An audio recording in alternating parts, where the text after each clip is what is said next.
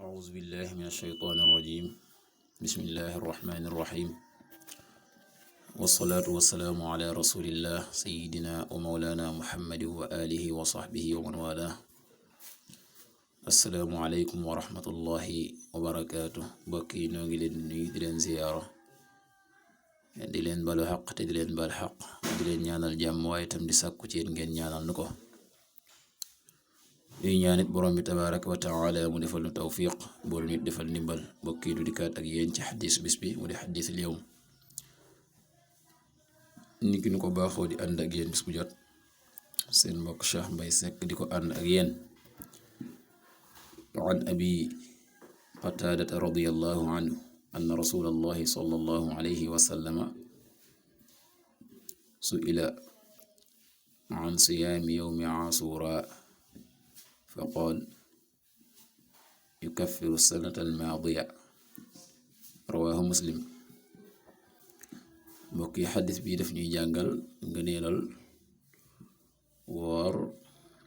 tamxarit waaye woor fukkeelu fan ba muy ashura abu xataada yàlla na yàlla dolli ko ngërëm wax ne laajoon nañ yonent bi sallallahu alayhi wa sallama ci woor